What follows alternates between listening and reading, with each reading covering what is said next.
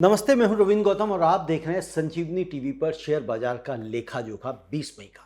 दोस्तों, अगर आपने आज बाजार नहीं देखा तो सुनिए ध्यान से। आज का बाजार वो बाजार था जिसने न सिर्फ निवेशकों को राहत दी बल्कि एक बड़ा संकेत भी दे दिया है।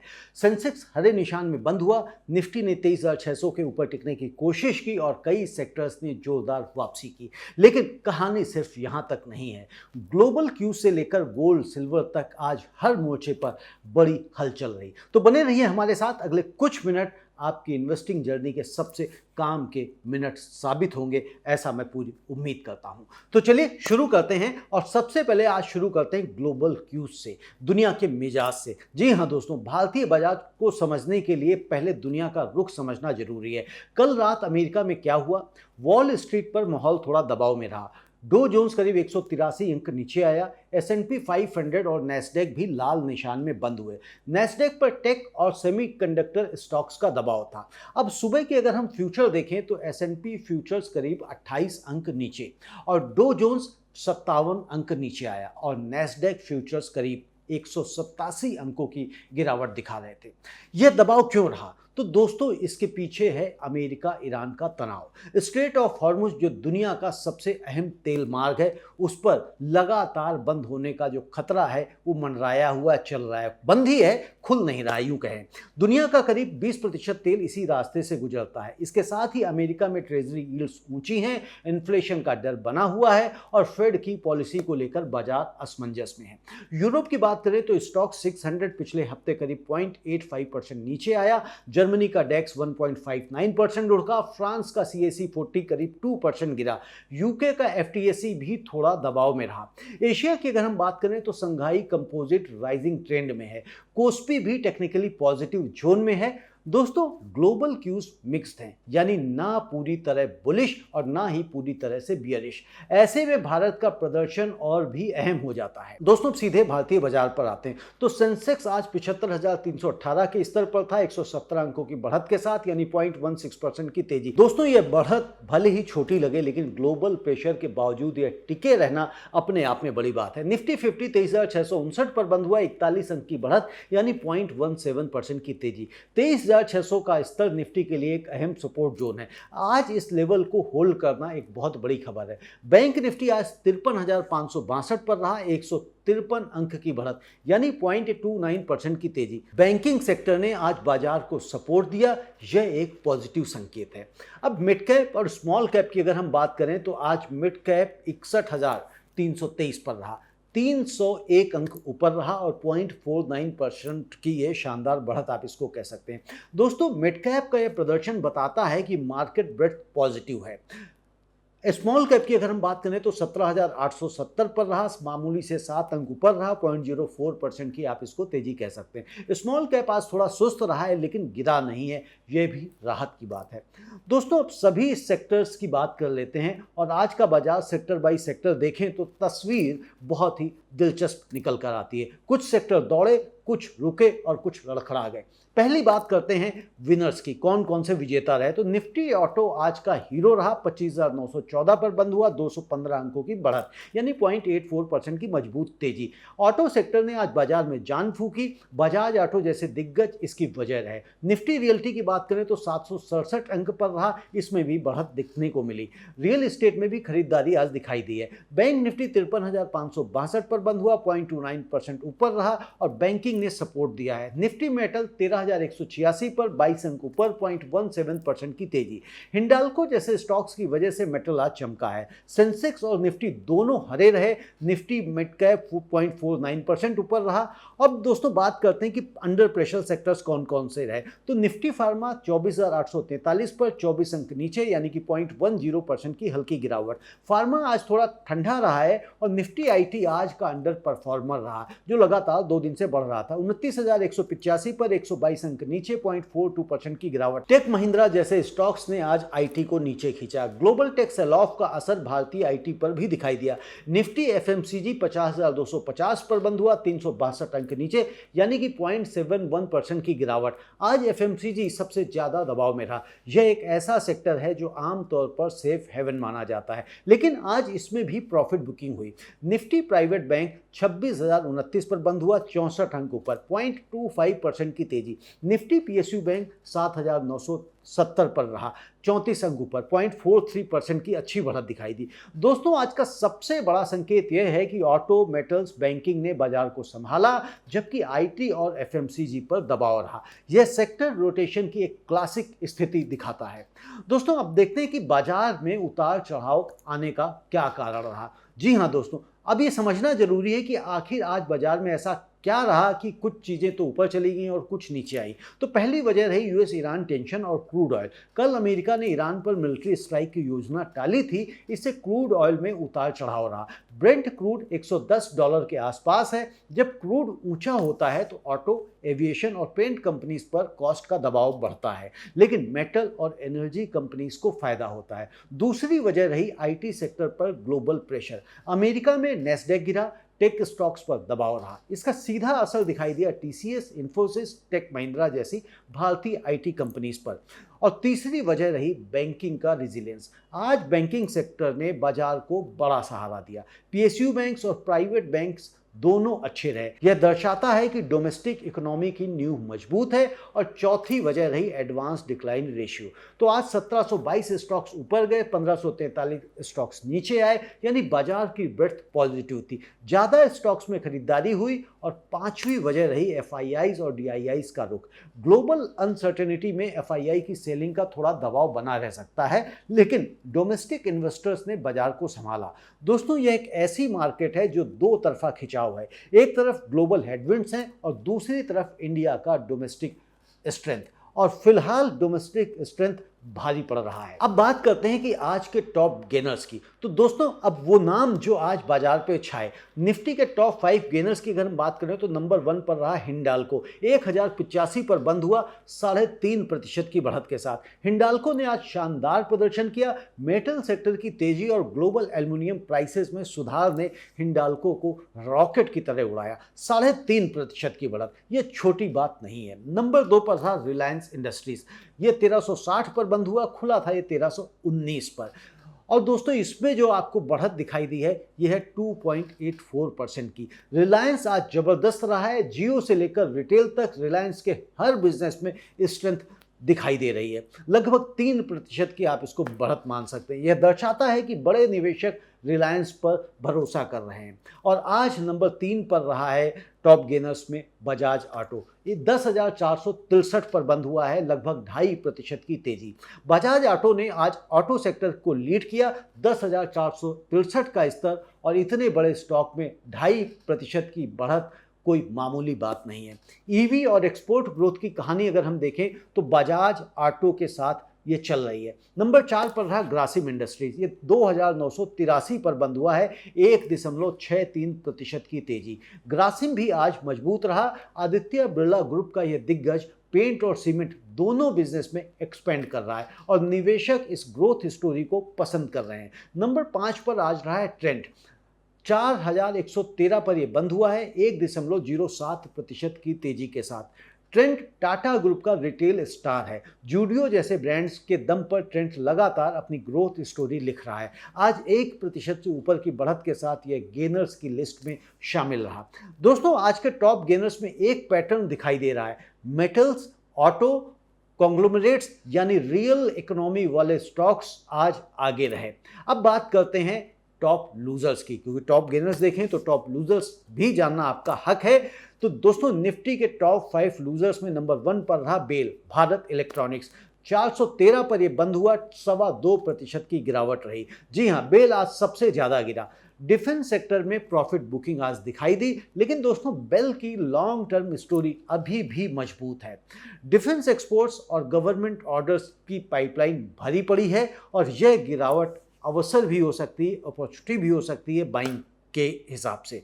नंबर 2 पर रहा टेक महिंद्रा। 1439 पर बंद हुआ, तकरीबन 2% गिरा, यानी कि 1.92% की गिरावट देखी गई। टेक महिंद्रा पर आज डबल प्रेशर रहा। एक तरफ ग्लोबल आईटी सेल ऑफ का प्रेशर और दूसरी तरफ मार्जिन कंसर्न्स। लगभग 2% की गिरावट। आईटी सेक्टर में जब तक ग्लोबल क्यूज सुधरते नहीं दबाव बना रह सकता है। हालांकि 2 दिन पीछे आपने देखा आईटी सेक्टर में तेजी थी। नंबर 3 पर रहा इटर्नल। 244 पर यह बंद हुआ, 1.5% की गिरावट के साथ में। इटर्नल, जिसे पहले आप जोमेटो के नाम से जानते थे, आज ये 1.5% की इसमें गिरावट दिखाई दी। क्विक कॉमर्स स्पेस में कंपटीशन बढ़ रहा है और वैल्यूएशन को लेकर बाजार में थोड़ी सावधानी दिख रही है। नंबर 4 पर रहा टाटा स्टील। टाटा स्टील आज 207 रुपए पर बंद हुआ, 1.09% की गिरावट के साथ में। दोस्तों, टाटा स्टील में आज हल्की कमजोरी रही, जबकि हिंडाल्को चमका, टाटा स्टील पर दबाव रहा। यह दर्शाता है कि स्टील सेक्टर में चाइना की सप्लाई को लेकर कंसर्न्स हैं। नंबर 5 में रहा एसबीआई लाइफ। 1861 पर बंद हुआ, 1.08% की इसमें गिरावट देखी गई। लाइफ इंश्योरेंस आज थोड़ा दबाव में रहा। इंश्योरेंस सेक्टर में रेगुलेटरी कंसर्न्स और कंपटीशन से सेंटीमेंट थोड़ा कमजोर है। दोस्तों, लूजर्स में IT, defence, quick commerce, steel insurance, यह सब अलग अलग सेक्टर्स है, यानी कोई एक थीम नहीं है, सेलेक्टिव प्रॉफिट बुकिंग की स्थिति है। अब बात करते हैं दोस्तों एडवांस डिक्लाइन रेशियो की, क्योंकि बाजार की असली सेहत जाननी हो तो एडवांस डिक्लाइन रेशियो देखना सबसे ज़्यादा जरूरी हो जाता है। तो आज का एडवांस डिक्लाइन रेशियो में अगर हम देखें तो एडवांस में 1722 स्टॉक्स रहे और डिक्लाइन में 1543 और अनचेंज्ड रहे 107 स्टॉक्स। दोस्तों, यह एक बड़ा पॉजिटिव सिग्नल है। 1722 स्टॉक्स ऊपर गए और 1543 नीचे, यानी ज़्यादा स्टॉक्स में खरीदारी हुई। मार्केट ब्रेथ पॉजिटिव है। जब निफ्टी मामूली बढ़त दिखाए और बाजार की ब्रेथ इतनी मजबूत हो तो ये बताता है कि पैसा सिर्फ टॉप स्टॉक्स में नहीं बल्कि पूरे बाजार में लग रहा है। मिड कैप, स्मॉल कैप, हर जगह खरीदारी हो रही है। यह हेल्दी मार्केट की निशानी है। जब सिर्फ कुछ चुनिंदा हैवी वेट स्टॉक्स ऊपर जाते हैं और बाकी सब नीचे, तब चिंता करनी चाहिए। आज वो स्थिति नहीं है। अब बात करते हैं गोल्ड की, सिल्वर की और क्रूड ऑयल की। जी हाँ दोस्तों, कमोडिटी मार्केट आज बड़ा दिलचस्प रहा। हर कमोडिटी की एक अलग कहानी है। सोना एमसीएक्स पर ये आज करीब 1,58,300 से 1,58,832 रुपए के बीच ट्रेड कर रहा था। थोड़ी कमजोरी रही, करीब 248 रुपए नीचे रहा। अंतरराष्ट्रीय बाजार में स्पॉट गोल्ड 4,537 से 4,585 डॉलर पर आउंस के बीच उतार चढ़ाव में रहा। गोल्ड कमजोर क्यों है? तो यूएस ईरान टेंशन थोड़े कम हुए, जिससे सेफ हेवन डिमांड कुछ घटी। लेकिन दोस्तों, गोल्ड की लॉन्ग टर्म स्टोरी अभी भी बुलिश है। जियोपॉलिटिकल रिस्क बना हुआ है, सेंट्रल बैंक्स खरीदारी कर रहे हैं। यह कमजोरी बाइंग अपॉर्चुनिटी हो सकती है। चांदी की बात करें, अगर हम सिल्वर की बात करें तो आज सिल्वर एमसीएक्स पे 2,71,583 रुपए के आसपास ट्रेड कर रही थी, करीब 0.54% ऊपर रही। सिल्वर ने गोल्ड को आउट परफॉर्म किया है। इंटरनेशनल मार्केट में सिल्वर करीब $74 पर आउंस के आसपास थी। सिल्वर आगे क्यों बढ़ी? तो इंडस्ट्रियल डिमांड मजबूत है। सोलर पैनल्स, ईवीज, इलेक्ट्रॉनिक्स, सब में सिल्वर चाहिए। ये इंडस्ट्रियल मेटल भी है और सेफ हेवन भी। अब बात करते हैं कच्चा तेल की, यानी कि क्रूड ऑयल की। तो क्रूड ऑयल एमसीएक्स पर आज 10,095 रुपए पर बैरल पर ट्रेड कर रहा था, यानी कि 68 रुपए की मामूली सी बढ़त के साथ में। इंटरनेशनल ब्रेंट क्रूड करीब $110 के आसपास है। क्रूड क्यों ऊंचा है? तो यूएस ईरान तनाव, स्ट्रेट ऑफ हॉर्मुज का रिस्क, ग्लोबल सप्लाई कंसर्न्स, ये सब क्रूड को ऊंचा दिखा रहे हैं और उसको ऊंचा रखने पर मजबूर कर रहे हैं। पिछले हफ्ते एक दिन में लगभग 4% की गिरावट आई थी जब ट्रंप ने ईरान स्ट्राइक रोकी, लेकिन अब फिर रिकवरी हो रही है। दोस्तों, ऊंचा क्रूड ऑयल इंडिया के लिए एक डबल एज्ड स्वॉर्ड है, यानी कि दोधारी तलवार है। एक तरफ ये इंपोर्ट बिल बढ़ाता है, सीएडी पर दबाव डालता है, और दूसरी तरफ ओएनजी जैसी डोमेस्टिक ऑयल कंपनीज को फायदा होता है। अब बात करते हैं कि बैंक निफ्टी, सेंसेक्स के सपोर्ट और रेजिस्टेंस लेवल कल क्या रह सकते हैं, यानी कि निफ्टी के, बैंक निफ्टी और सेंसेक्स के, तीनों के। जी हाँ दोस्तों, तो कल बाजार कहां जाएगा, इसके लिए इन लेवल्स को समझना आवश्यक हो जाता है। निफ्टी 50 आज बंद हुआ है 23,659 पर और सपोर्ट लेवल्स इसके हैं 23,500। यह एक इंपॉर्टेंट साइकोलॉजिकल और टेक्निकल सपोर्ट है। और उसके नीचे 23,300 और उसके नीचे 22,800 का स्ट्रॉन्ग सपोर्ट है। रेजिस्टेंस लेवल्स की अगर हम बात करें तो 23,800 पहला रेजिस्टेंस है, अगर इसे तोड़ा तो फिर 24,000 का लेवल दिखाई देगा और 24,600 एक बड़ा रेजिस्टेंस जोन है। दोस्तों, निफ्टी फिलहाल एक हॉरिजॉन्टल रेंज में है, 22,300 से 24,600 के बीच में। जब तक यह रेंज नहीं टूटती, बड़ी डायरेक्शनल मूव की उम्मीद कम है। रेंज के ऊपर ब्रेक होना बुलिश सिग्नल होगा और रेंज के नीचे फिर बियरिश तो बनी जाएगा, आप जान ही रहे हैं। बैंक निफ्टी आज बंद हुआ 53,562 पर, सपोर्ट लेवल इसके 53,000 पहला सपोर्ट है और उसके नीचे 52,500 और उसके नीचे 51,800 का मजबूत सपोर्ट जोन है। रेजिस्टेंस लेवल 54,000 पहला रेजिस्टेंस है और 54,500 और 55,000 बड़े टारगेट्स हैं। बैंक निफ्टी आज 153 अंक ऊपर गया, यह मोमेंटम अच्छा है। 54,000 को तोड़ने पर अगला टारगेट 54,500 हो सकता है। सेंसेक्स आज बंद हुआ 75,318 पर, यह सपोर्ट लेवल है। सेंसेक्स की बात करें तो यह आज बंद हुआ है 75,318 पर, सपोर्ट लेवल इसके 75,000 हैं, एक राउंड नंबर सपोर्ट है। जी हाँ, उसके नीचे 74,500 और उसके नीचे 73,800 और रेजिस्टेंस लेवल 75,500 पहला रेजिस्टेंस है, 76,000 और उसके ऊपर 77,000 अगले टारगेट्स हैं।